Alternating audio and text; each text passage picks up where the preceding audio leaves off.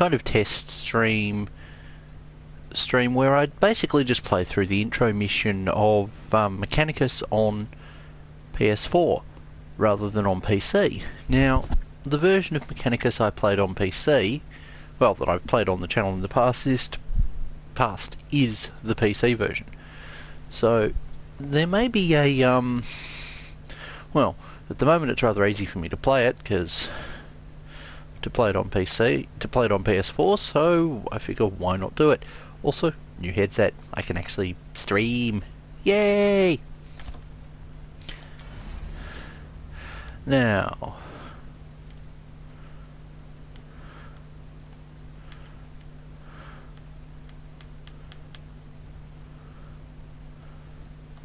I can't the one thing I find annoying is I can't disable Heretic.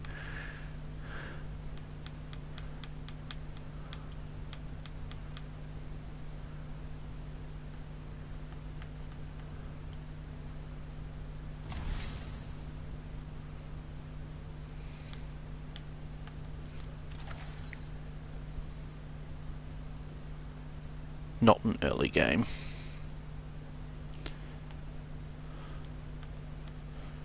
Let's do it.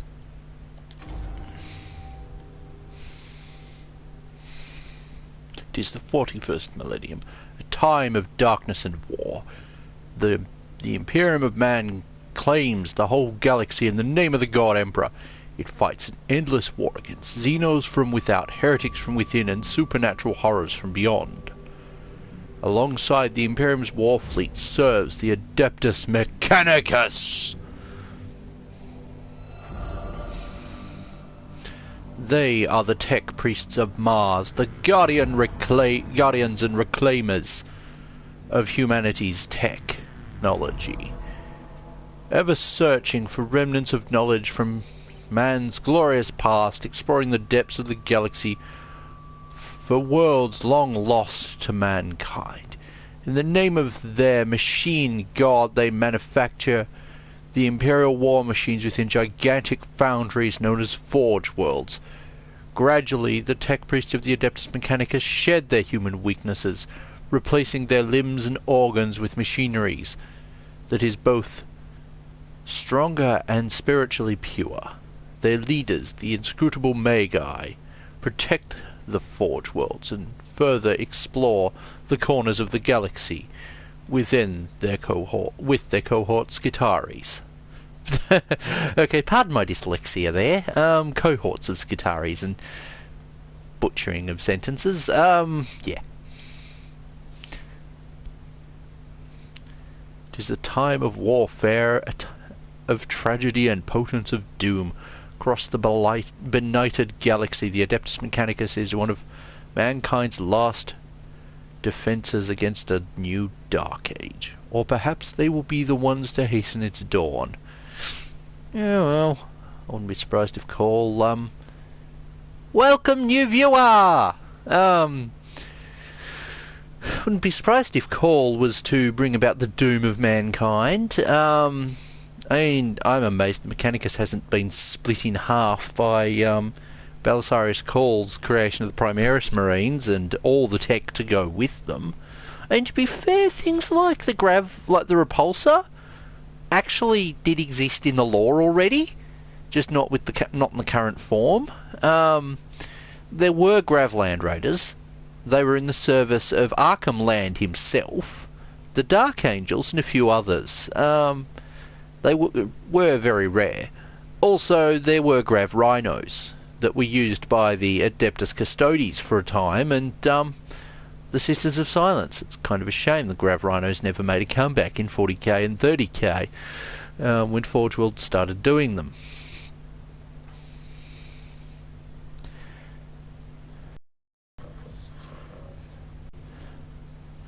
Echo in the Nanosphere, Magos. An old transmission lost in the warp, recovered only now. Is it worthy of my attention? The Great Divide torments the galaxy. The resources of the Adeptus Mechanicus are stretched thin. We are weaker than ever. Though the Imperium at large knows it not, this represents an unknown, but possible key to victory. An an opportunity to research, perhaps avert the ill fate that has been befallen us. Transmission origin, Silver Tenebris, part of the Emissaris Solaris, within the Ultima Segmentum. Which half of the Ultima Segmentum? There's two halves, if I remember correctly. It's literally ripped in two by the Great Rift. And anything coming from the other side of it is truly going to be impressive. Because, yeah, everything got cut off. Communications to the Imperium got cut off for a time, and what communications can make it through are pretty sketchy at this point, and getting ships through safely is next to impossible when they're loyalist. Not when they're Chaos. Chaos can travel it freely because it's a doing of the Dark Gods, and Failbadon and GW writing plot armor in for Failbadon. No, seriously. They retconned everything to make him successful. He only is successful through the power of retcons. Like, he actually... There are conflicting reports from the early 13th Black Crusade campaign that happened in the early 2000s that the Imperium actually won heavily, and GW just changed the results. That is a theory that's gone around. I'm not sure if it's true, because finding anything to actually substantiate either side's pretty hard, especially since the website in question went down. But yeah. Search the rolls radius. Gather them. 4 months later. 4 months later. And that's the closest I can do to the SpongeBob voice. Rijik. I don't know if I pronounced it right, but... Before finds this transmission, follow me here. Give thanks that you will see what I have seen. Beware, but be wary, my fellow seekers of knowledge. Whatever lies beneath this world I fear. I hope I have awoken it. Pardon me, that's a bit dangerous. Both fear and hoping you've awoken it is concerning. Some might say heretical. Oh wait, this is Mechanicus. Having Sister of Battle suspicions is probably not going to do me well. I've played this a few times. Played the game through a few times, and not quite defeated it many, and not really got all that way in on many other playthroughs. I come here to this. I come to this world to investigate its ruins, but I found so much more. Terrors, yes, threats to body and soul. By the Omnissiah, such wonders. This is the last transmission of Magos Regic. He vanished while on an explorator mission to investigate Xenos structures on Silver Tenebris. Yeah, he's probably what killed the failed colony there. Hypothesis: he found something. Our mission to this world is to ascertain any Xenos presence, and if we find it, eliminate it. As it is a threat to the Imperium. The opening of the Great Divide means we can call on no aid from the Forge Worlds. We must achieve this mission with the troops and resources we bring with us. Now, pardon me for a moment while I skip ahead a bit. Mentally, one thing I'd love is if they did a sequel to this game where you are defending a Forge World. I'm not sure what from. Like, Tyranids would be a good one. Chaos could be a good one. There'd have to be a whole taint mechanic go into it, although you could do a game without a taint mechanic. I mean, I actually still haven't played Chaos Rising. I'm not gonna lie, I never finished Dawn of War 2, so I still haven't done Chaos Rising. I've done Dawn of War 2 Retribution a few times over, and I knew the rough plot of Chaos Rising. Anyway, back on topic. Peace in the sector, knowledge for mankind, potential opportunity. And here we have the Ministorum priest of the group. I say Ministorum, he's a Metallica priest, if I remember correctly. I I really love the design they put into all of the tech priests in this. We have the Puritan tech priest here that's literally got burning candles on his backpack and a servo skull with a burning candle on it, which I'm not gonna lie is kind of cool. And then we have the other one who's this kind of hunched, very tech covered Xenorite tech priest, and there are a number of others. Anyway, you guys probably don't need me to actually read what's on the screen.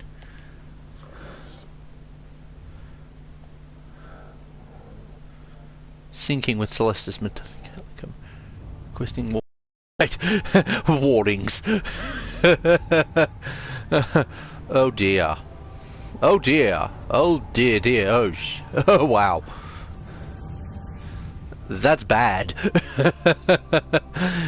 That's before we even arrived.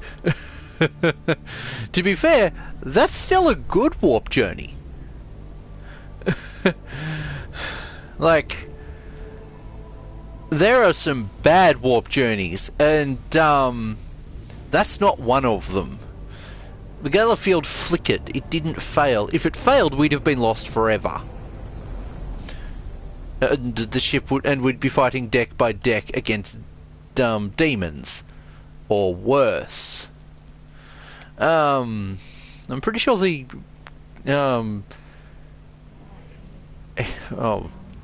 Dark Mechanicum would love another Mechanicus ship to corrupt and turn to their service.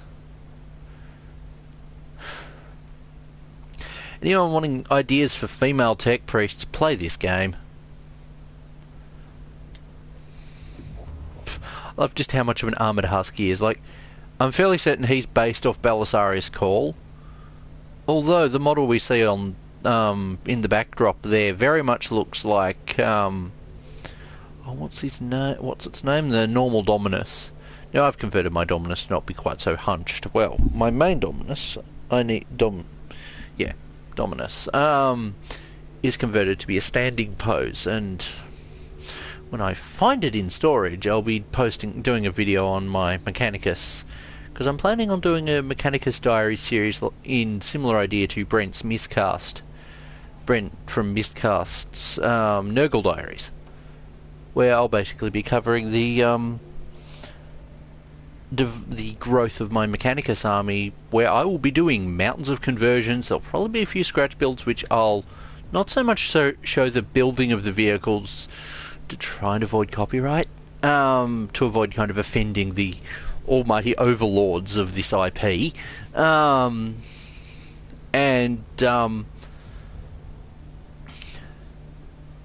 yeah, there'll be plenty of conversions, there'll be some scratch builds, there'll be all manner of other things. Like, the army's going... What I'm thinking for the army will hopefully look really good.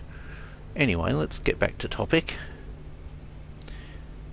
And by the way, this video is done in all seriousness. I'm not doing any April Fool's nonsense, because as of now, it's April 2nd here in Australia, so, yeah. As soon as we're in stable orbit. A single... St. Eckhart's Hope.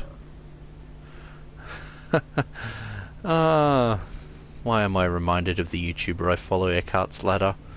Still don't remember what the significance of that name is, but, yeah. He did a video on it, and I still don't remember. Oh well. Colony presumed failed. Yeah, presumed, meaning you never bothered to investigate. Because that's literally how the Imperium goes. It's like, do you produce anything that the Imperium wants? No. Oh, we don't care then. Bye. But we're starving. Well, we don't care. Do you have lots of people? No. We don't care then. That's literally the Imperium's attitude. Like Mordian, for instance. It is a poverty planet, essentially, and its main export is troops to the Imperium. And if I remember, and they basically, I think from memory, at the start of the Great Rift, they just dug in and did their best to hold their ground. Fortunately, I think the planet was lost to ruinous forces, but there were efforts to reclaim it going on. Love a campaign based around that.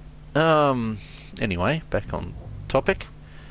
Will deploy to the surface near the ruins, along with a team of tech priests under my direct command. I shall monitor them from the command throne on board.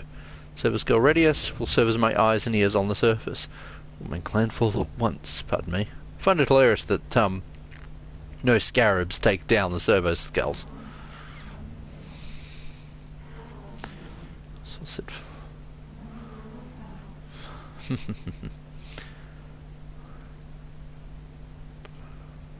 By the way, if people wanted ideas for alternative ways of building the Skitari Marshal, base it off Capra, or Chepra, however you pronounce that name.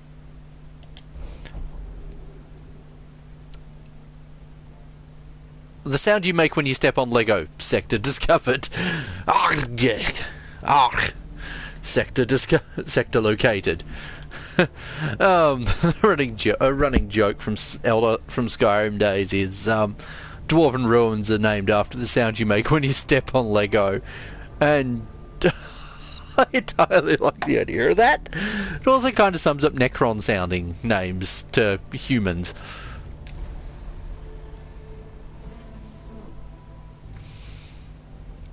Tomb structure. Oh man, if they'd had an auto-Xenos contingent, or more just a Deathwatch contingent, alarm bells would be going off very quickly. The secrets of this world equals 0. I counsel caution, Magos. Magos Faucius. Our purpose should be here to destroy the threat of the alien, not bask in its blasphemy. Destruction is not possible from orbit, Vidix. The structure is too deeply buried. Bitch, please! Enough orbital firepower and anything's destroyable. Oh wait, this is you've only brought one ship. No. It would be a bit too much effort for this ship to take down the entire planet's Necron structures without, fast waking all of them in the process. Let's enjoy the visit to the surface.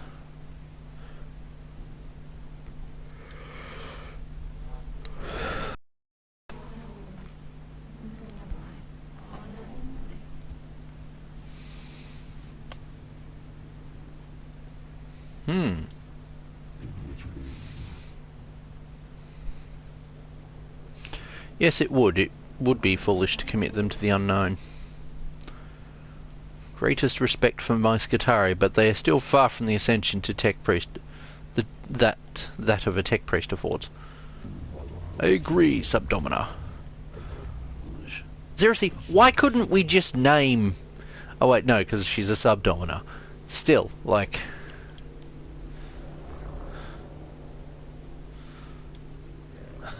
And here we have the tutorial interface. So there are 3 main ways of this game. There's the narrative, there's essentially the equipment section, which is on the main thing. There's this tactical mission thing that this thing's running us through, which is kind of where you decide where to go. Now this is a railroad mission, so when I say railroad, it's railroaded, it's on a path. There's only one route to path, and your effects can only do so much. Ooh, his design's neat. So what, this video's what, half an hour long already? Or even longer?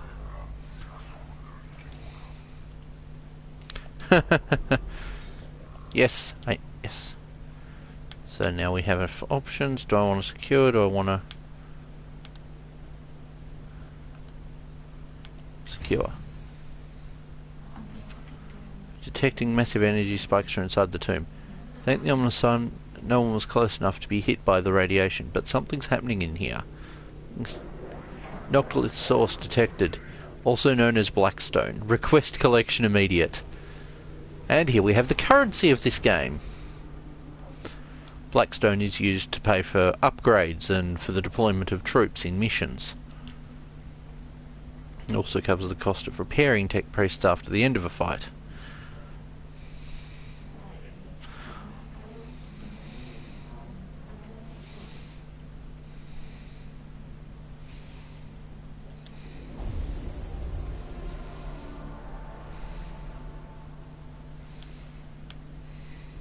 Crusade!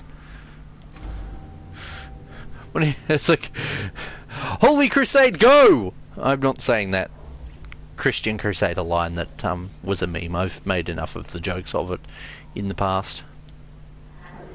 Confirmed. Radius cogitators are now functioning for synthetic forms. That's good. Overwhelming excitement. We can finally we can study this construct. Standard construct. Necron warrior. Weak spots detected. Plus none equals concerning. But look at Scavola's design. Like, how cool is that? Almost looks like a pair of hunched arms doing that yes, yes kind of Mr. Burns look. I get more Skitari kind of vibes off this one. Off this tech priest. Her, I get, she's definitely got the kind of, well, not Skitari, the not Dialogus, is it? The one with the Magna Lance, so it might be the Dialogus.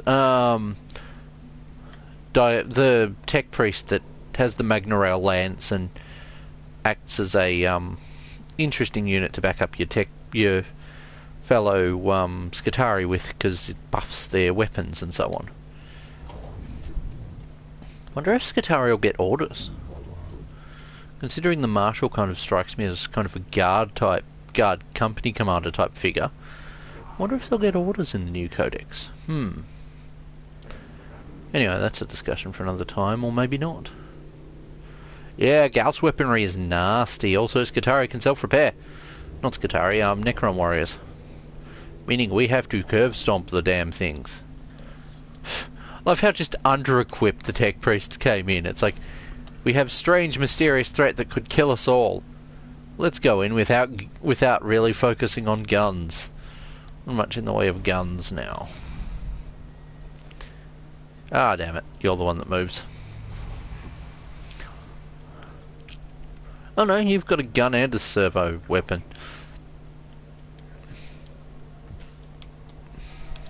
We have the barely equipped and the slightly equipped.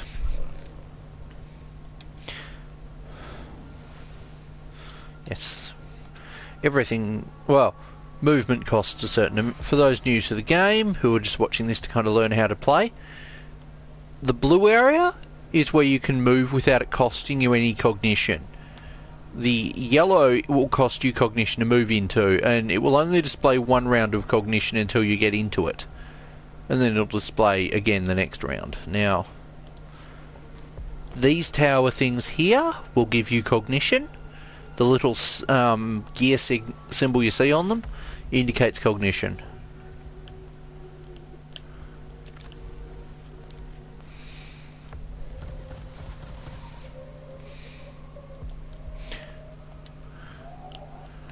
Now, some weapons... Now, a lot of weapons cost cognition, some cost more than others. And can the pop-up disappear so I can explain things?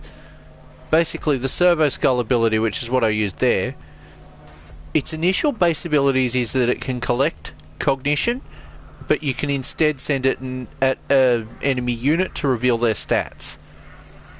Or collect... Well, if they're already knocked down, you can collect cognition off them and collect their stats. That will cost cognition, it's not worth doing.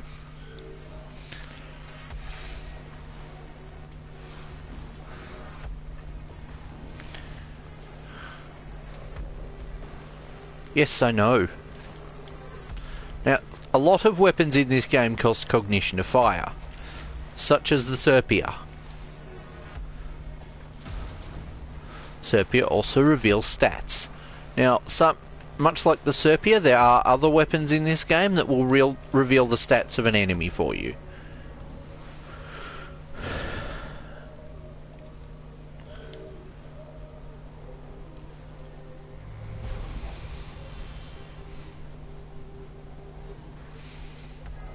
Now the combat system is very much a turn-based thing, and it's very much a strategy. thing. I'm just not being very strategic right now.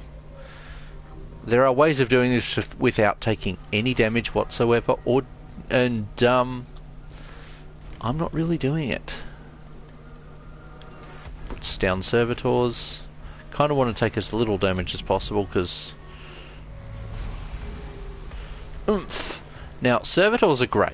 They don't cost any cognition to add to your teams that you're sending to the ground on missions, and they'll collect cognition for you when they take damage.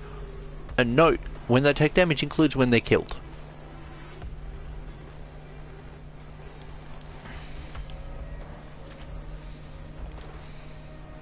Let's swap targets.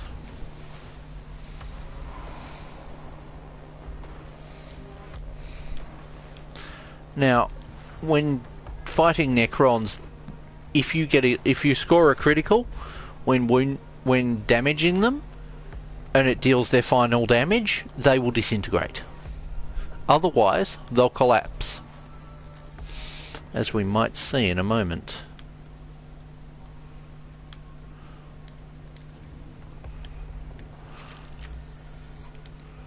Let's see. Yes. So when you don't deal a critical and you take a Necron down to just deal with all of a Necron warrior or other units' health, it will knock them down. And then reanimation protocol starts, which, depending on the turn you're in, determines how many turns you have until that unit activates. Now, some units get multiple activations in a turn, and this will speed up their reanimation time. A good example of that is the Necron Destroyers. But I think there are other ones as well, but they might just be the only one. For some reason they get 2 turns when a lot of other things only get 1. Now, at the end of a engagement, if there's any cognition left on the battlefield, it will be collected. And then you'll get a message like this. Sometimes you'll also get story parts to it as well.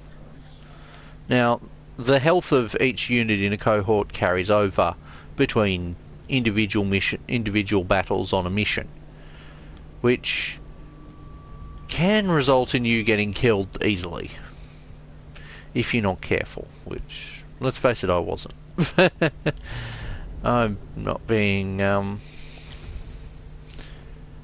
this one will be happy, but they're waking up.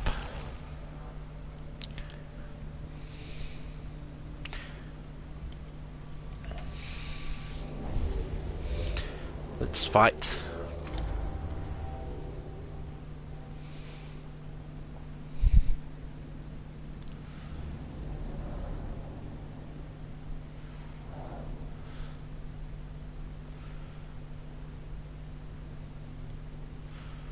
The static it's displaying is interesting. Now, at the start of a mission, when you have cognition, you can choose to deploy troops.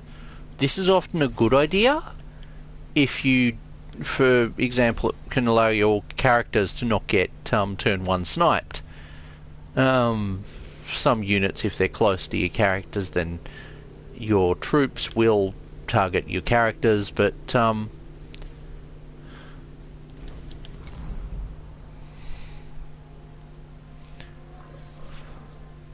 yeah, there are 2 types of unit in this game. There's your troops, which is things like your servitors, Skitari and more, and there are your characters, or tech priests as the official term is. Tech priests are valuable. Putting them at risk pointlessly is not a good idea, like what I've done here. I'm just going to reveal your stats. You're resistant to energy. I sent this one in the wrong direction. I'm just bringing... Yep. Now, that was a cognition move. As I said, some moves use cognition. Now, some weapons do use cognition to fire, some don't. That's entirely dependent on the weapon. Some only use 1 cognition, some use 6. And there are abilities you can get to reduce the cost a bit. You can also, depending on luck, you'll end up getting a larger pool of usable cognition. Because the cognition gauge at the bottom of the thing here isn't always consistent in terms of how much it has. Or, like, it starts off at 4. Wow, that went down quickly. I hit that one with the right type. And now, where do the scarabs appear?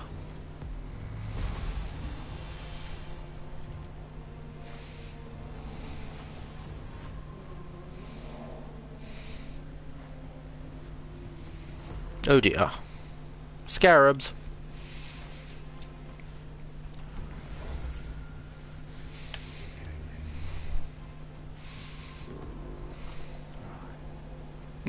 Of course you want to gather them. Necron scarabs detected. Data servicing. I'd love an autoplay function on the text.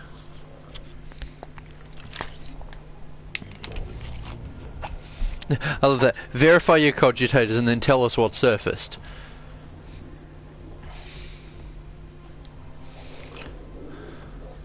Synthetic possible artificial intelligence once species gathered. AI theory false. Concerning. Personal recording. Weeks of studies show there are many variants of scarab, each of their own role in Necron economy and architecture, able to build and deconstruct anything they encounter. They'll also repair units. Now, that's the most important thing. Necron scarabs will repair units, or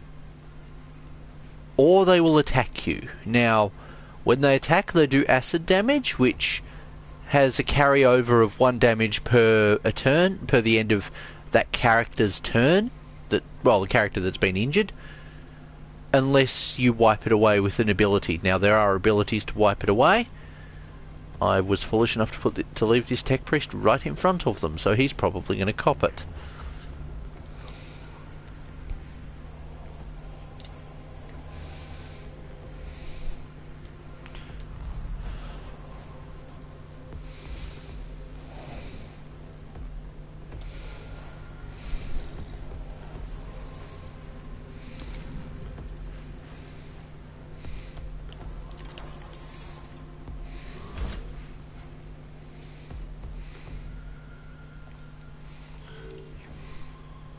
Now, because the character hasn't got any melee weapons, he can't engage in close combat. And the option does exist to actually delay turns until such time as you can actually fight. Now, that should have wiped the floor with them, so now comes the other part, the other challenge. Dealing with that warrior. Now, I put up that injured servitor at the front by accident rather than on purpose, but that'll actually serve as a sacrificial unit. Your troop units, well, it's great to actually keep them alive for the entire mission and to bring them back intact. They are expendable. Now, some of them, if you follow the law, are very much not. A good example is Castellans, but and you take damage. Acid. He's dead. And he's dead too. That means I have 1 servitor left in reserve. Ah well. You win some, you lose some. Servitor 00001 has died. I love that, just 001 has died. Let's end you.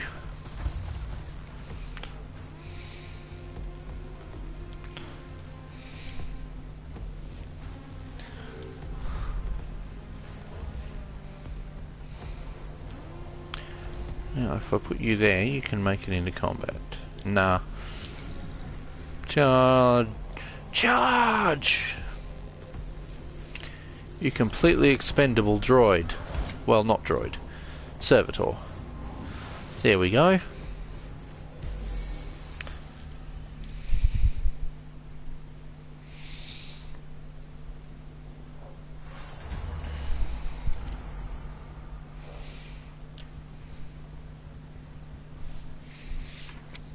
Dink, dink, dink, dink.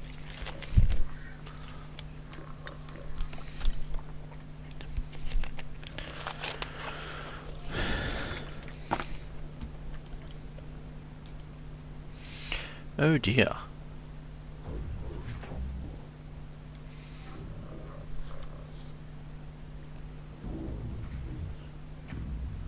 Numbers, defences, locations, and form of data on how many remain on this rock.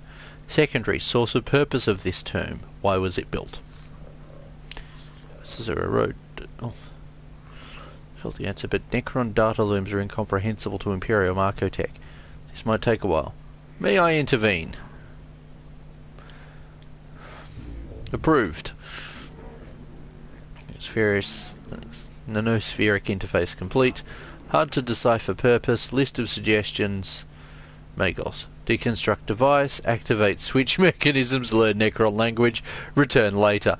What will we do? What will it be, sire? Activate.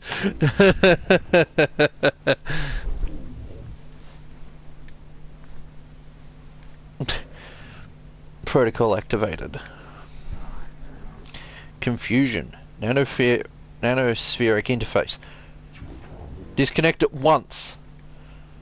Purged. Reset. Nanospheric disconnection complete. Possible scrap code. Will fragment now. Fragmenting. So we have an unfavourable issue to deal with. Requesting Dominus input. Fragmenting. Explain. As Tech Acquisitor Skidovia left, suddenly my cogitators glitched. Augmentations entered sporadic reaction protocols and have fried vital signal regurgitories. Unclear full damage report. Aircon device is now activated, sire.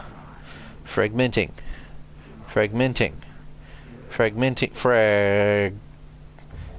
Remove yourself from the nanosphere at once, Scanovia.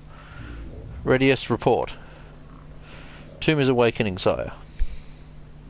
Reports from Skitari cohorts across the planet note tremors that vex their locations. We've lost contact with the Skitari team. We hear noises approaching our forces. Provides protection protocols. Load weapons and ready for what is to come. Awaken.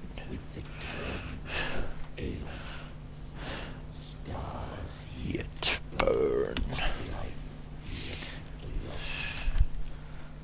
No, it isn't. Go back to sleep. No, it isn't your time. Go back to sleep.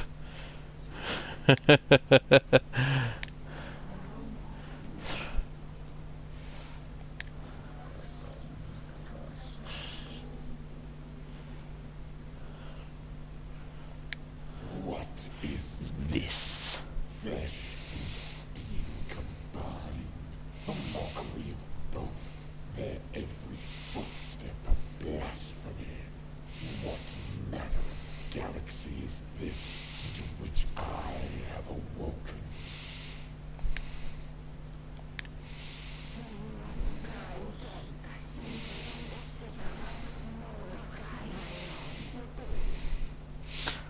Ah, yes.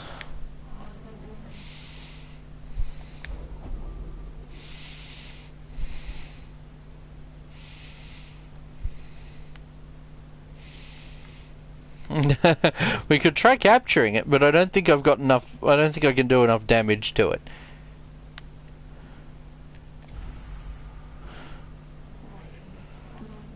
I fear the foe will not give us leave to depart. Sects. This galaxy is infested with vermin. He's not wrong. I mean, to be fair, the orcs are sentient fungus.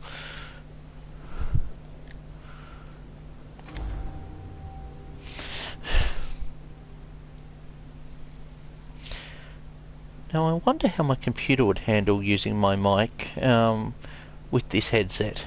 I haven't tried that yet. Now, this is the final battle of the tutorial. Missions in this game will vary. Their victory conditions will vary. You don't always need to expect the game to auto-succeed you. Well, I say auto-succeed, but that's the wrong term.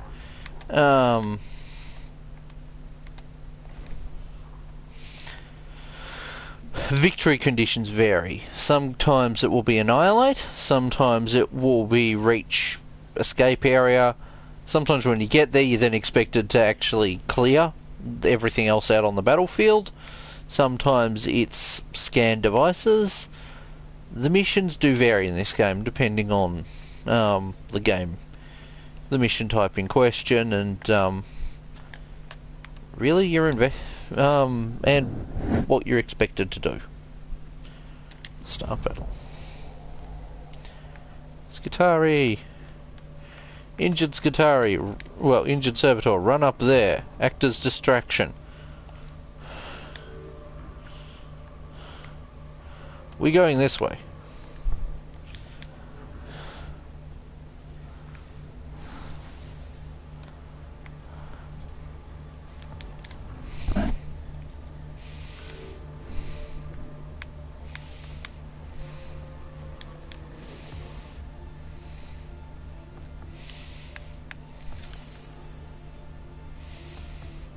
Where is he?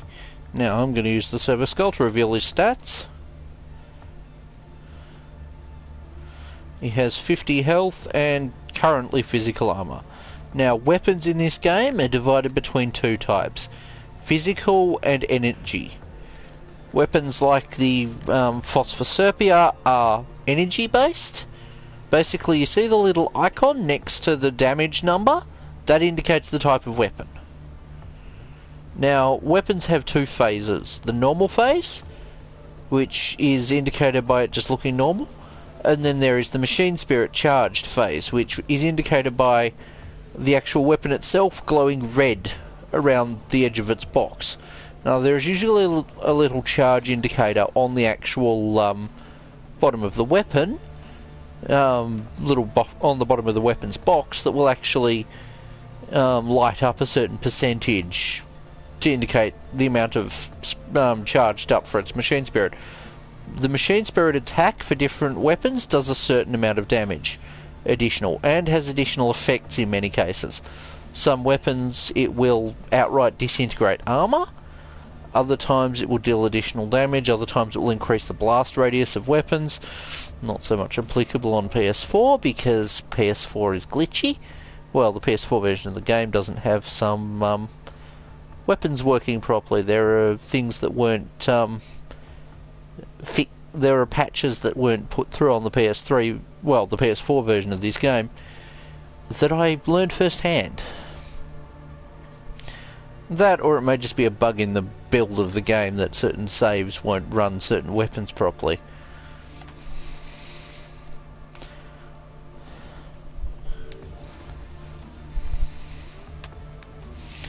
Charge! Your job is distraction. That's literally all your job is right now.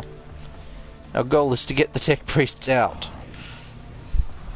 Now, some enemies have shields, like this one. The shields will absorb a certain amount of damage of that type. And he just TK'd a, well, and he just utterly annihilated, well, he didn't TK, he utterly annihilated. TKing is possible, by the way. He just annihilated one of his own troops, which happens.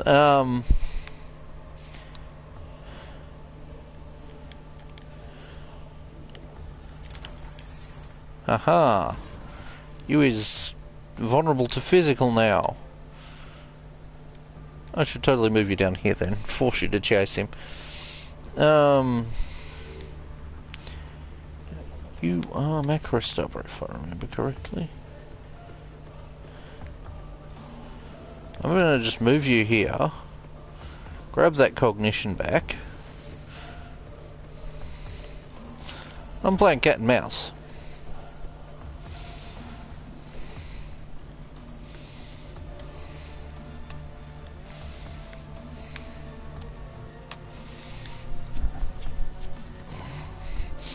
If even one tech priest survives, that's a victory condition.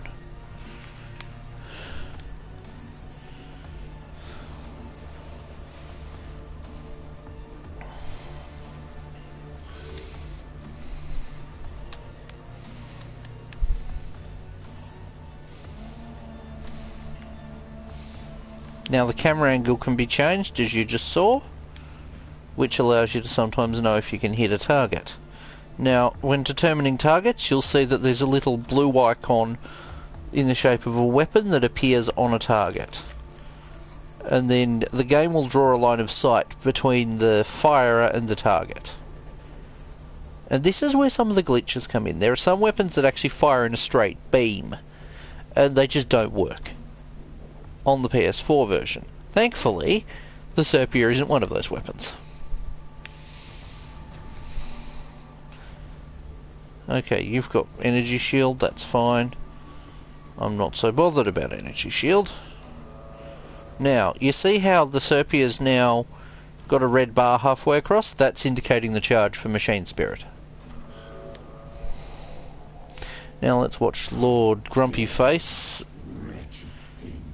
stand in the Void Admiral of Schnarzagon.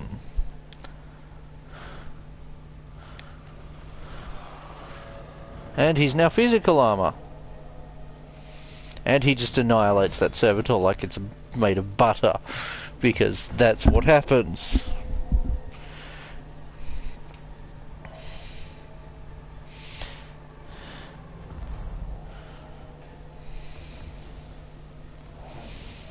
Now, in 40k, Necrons are one of the big bads. I say one of, there's certainly a few.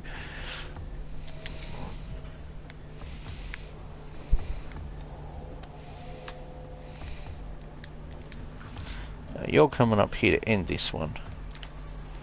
End this fool. 3 damage, that's unfortunate.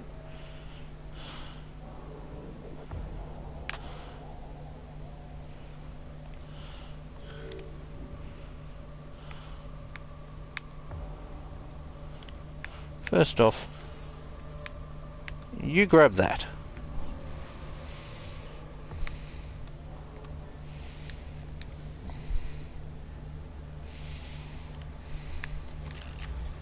Target him.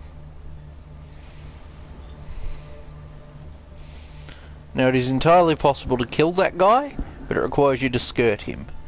I'm kind of just damaging him a bit, which is probably just going to annoy him, but these things happen.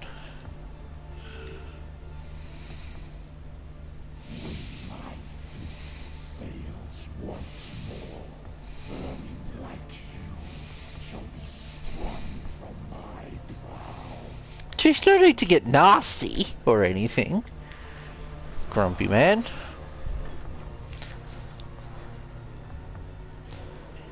Oh boy. Tech Priest takes damage. Servitor goes berk. Servitor just goes bleh and dies. And that Tech Priest is dead. I'm gonna have to run this guy if I want to get him out. Now, some enemies, when you get into close range with them, all it'll do is disable your range weapons. Others, you'll get attacked if you go to move out. Luckily, this douchebag isn't one of those enemies. But, haha, it does extra damage now.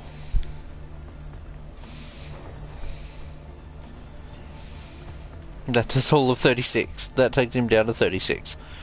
Okay.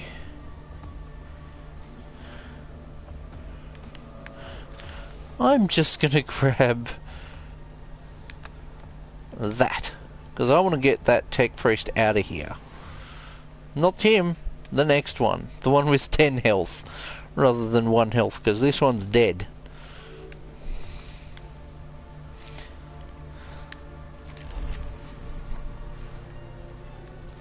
Nope, you're shooting him. Take some health off him. Hey, cut through the shield. Sometimes you'll do so much damage with your ranged weapon that you'll just go straight through the shield. The same happens with you. So sometimes you'll take more damage than shield can block. This isn't always the case, but it does happen. But things like having the right war gear to have like shield 4 means that tech priest is going to be sitting high and dry against a lot of Necron weapons fire, because a lot of it's energy based. I say a lot, not all. There are also a lot of physical attacks. Necrons will do physical attacks in close combat. And monologuing continues, and he dies. Thump.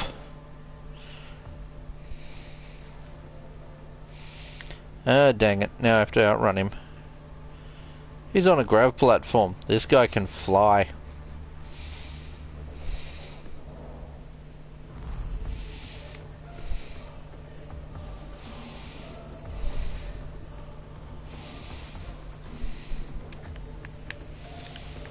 Okay then, let's grab that.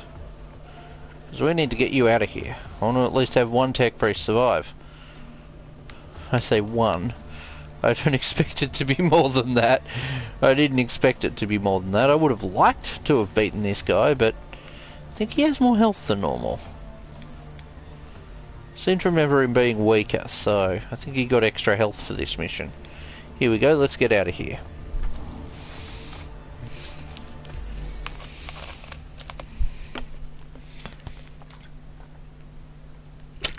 Now, a few enemies that if you do kill him, well, boss units like that one, if you destroy them in their own boss fight missions, they won't appear in the end game. That is by design. However, if you beat him, even if you beat him in the tutorial, he'll still pop up in the main campaign. Like, let's get our tech priest out of here. We got the squat out alive, Magos. That has to count as a victory under the circumstances. We encountered a Necron war form of capacity well beyond our expectations. Yes, I do not need to hold my emotional enneagrams. Yeah, also tech priests, for those who are new to this, can choose to have augmentations that disable their emotions. This makes things interesting when they're dealing with regular humans.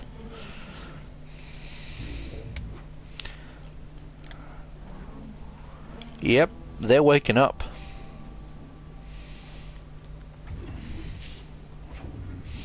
Then we do not have the luxury of time.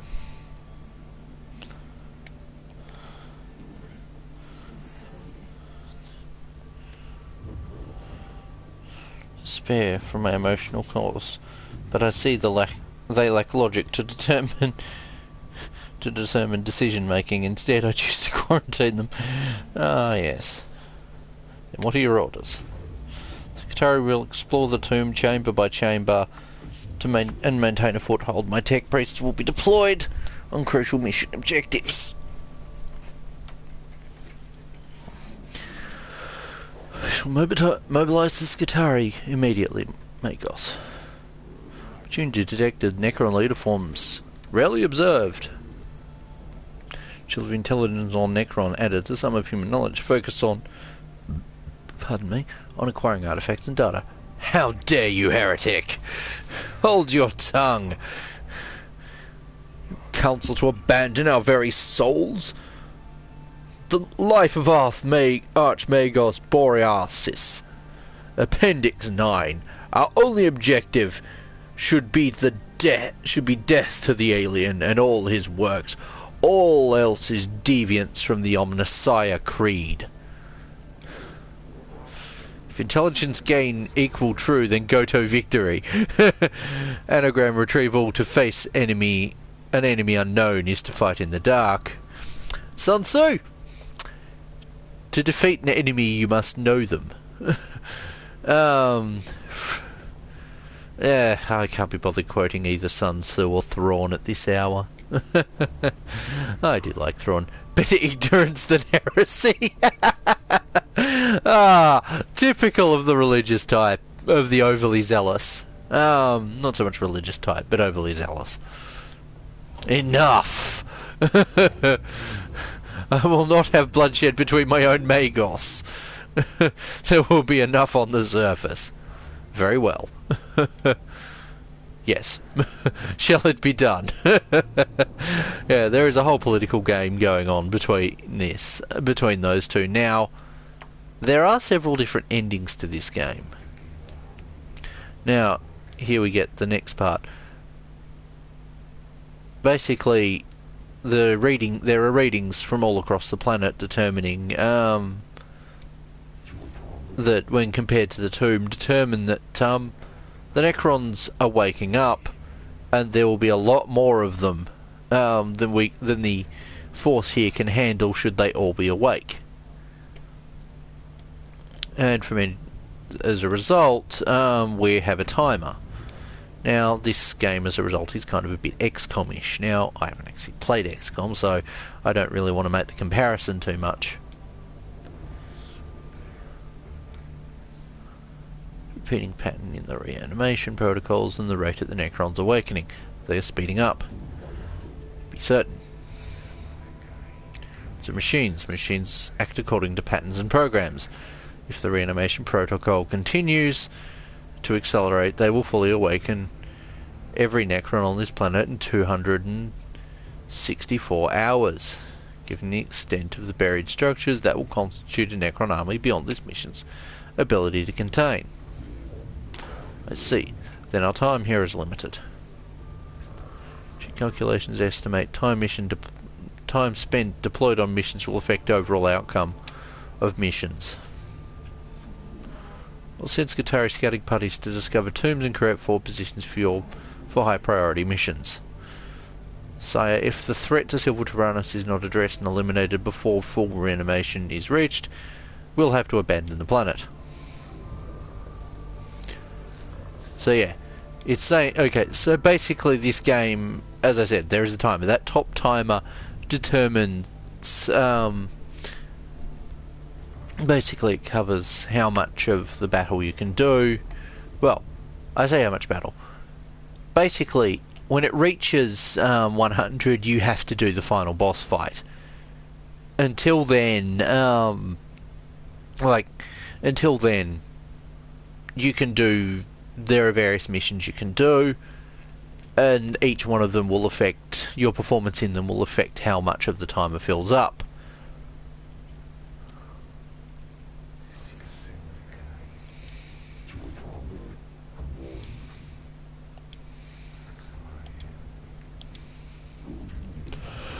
The thing worth doing ever is, in many people's experience. Now, here comes one of the other main elements of the game. There are 3 different parts of the game. There's this mission briefing section that's above the command ship, where you have the mission section where you select what you want to do with the different what missions you want to do, such as there's these. Now the missions suggest likely enemies that you'll be facing down the bottom here.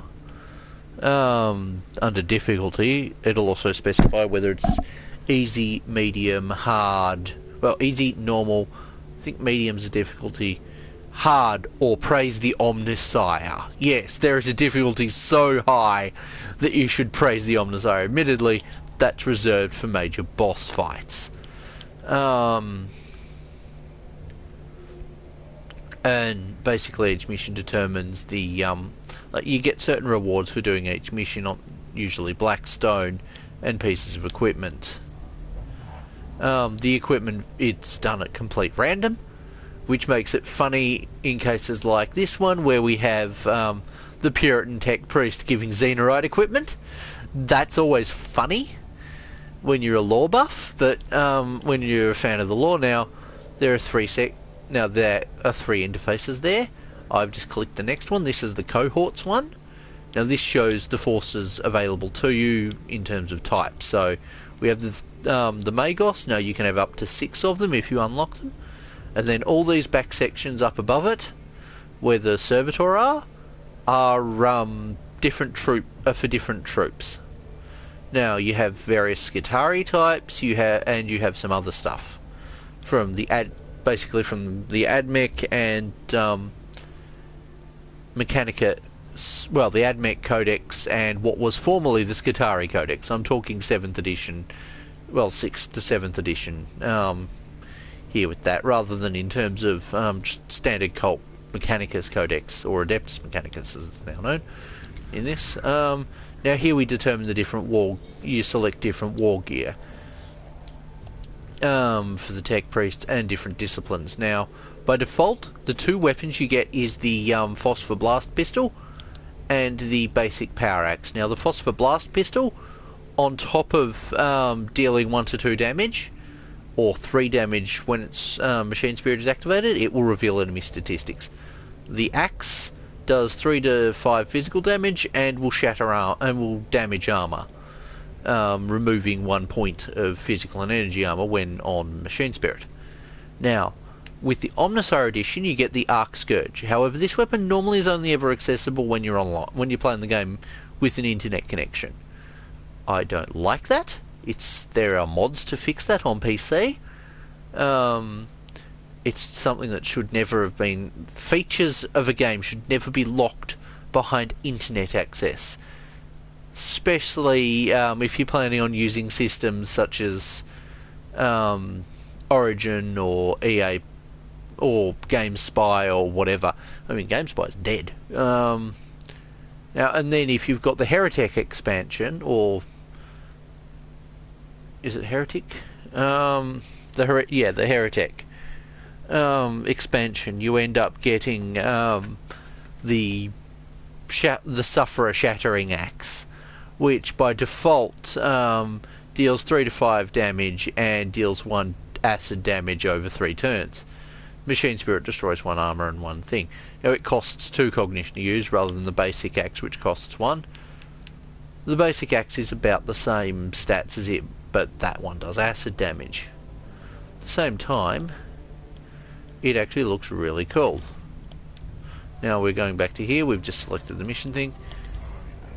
I'm going to here and I am trying to display things. Now this will display all the equipment you've unlocked.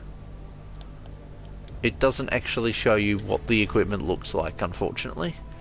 Now, the next part of this that you can do is you can upgrade the disciplines. Now, Tech Priest can be of any disciplines, unless you select restrictors in, such as random discipline selecting. You can select them to be of any of the disciplines. You have Explorator, which is melee focused. You have Secutor, which is troop focused. You have Tech Auxilia, which is support focused around things like that. One's the one I mentioned that reduces cognition cost by 2. We have the Lex Mechanic, which is essentially data recovery. They'll give you cognition at the beginning of the turn. If you have the discipline, that's the basic one. You'll collect all cognition from one source when you're using the servo skulls. You'll end up gaining cognition through killing enemies and so on.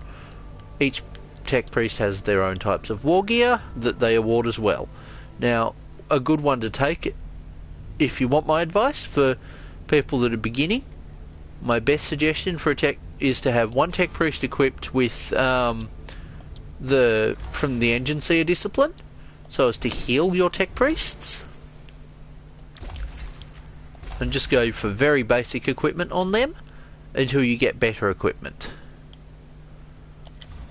Wait, wrong button. Now,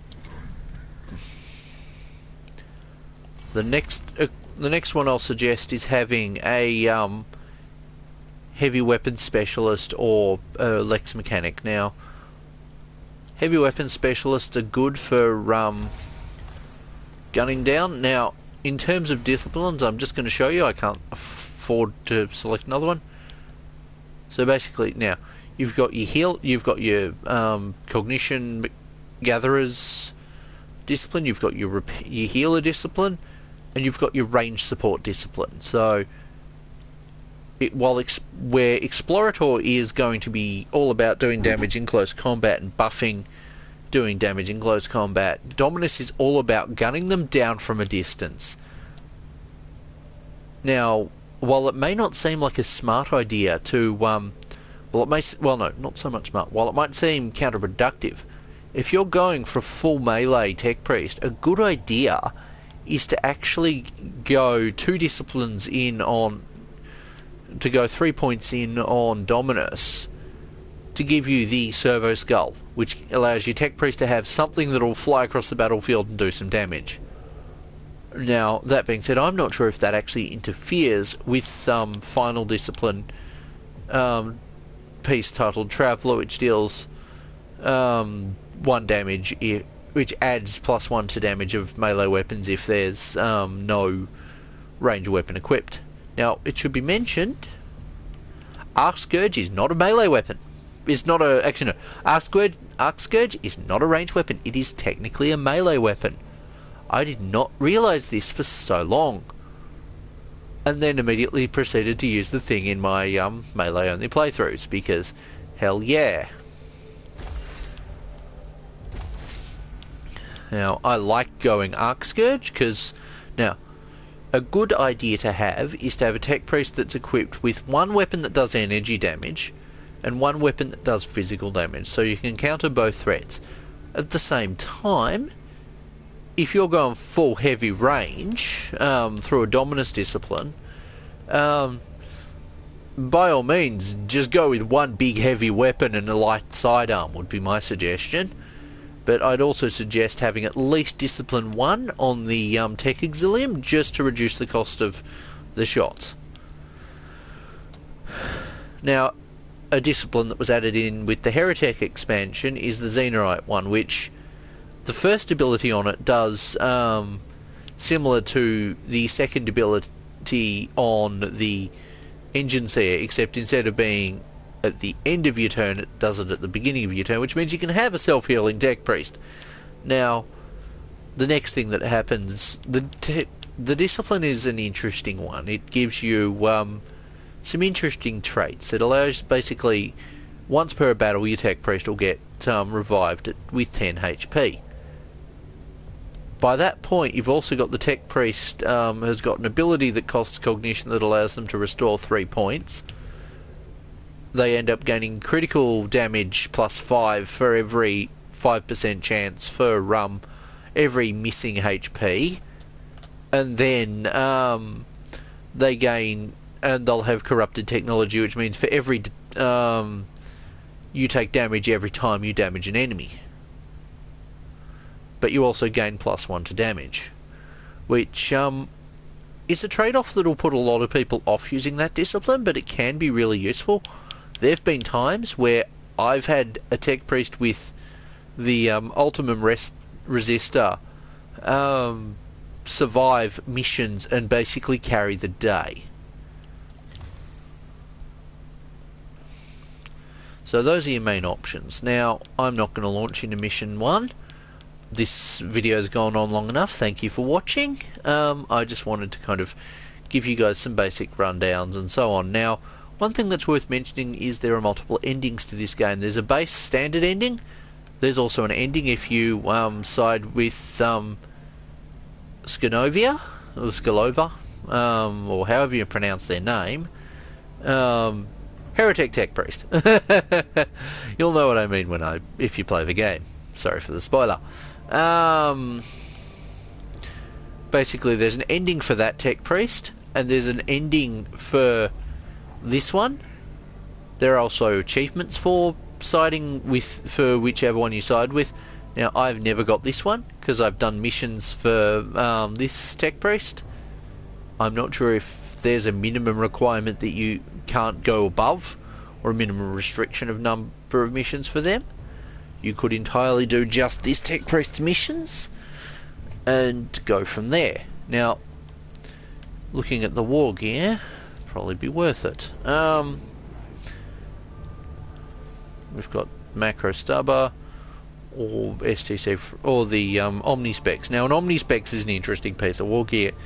It basically depending on the level of the omnispecs you get, it will either make you harder to hit with a higher chance of being missed, or it'll just mean that they won't be able to hit you for on a turn you activate the thing, which can be really useful. But you can only ever select one opponent, if I remember correctly. Anyway, thank you guys for watching. I hope you enjoyed, and feel free to tune in another time. I'll be doing a few more of these live streams. That being said, I'm not sure whether I'm going to continue doing them on this channel, or whether I'm going to gradually move over to doing all my gaming stuff, to doing these on another channel, because I've set up a second channel just for gaming content, so as I can focus on doing tabletop stuff on this channel, tabletop and cosplay stuff on this channel, and do video gaming on a secondary channel that is just dedicated to that kind of gaming. Anyway, thank you for watching. I'll check in with you guys. I'll share more in the future with you guys, and I hope you enjoyed. See you around. Bye.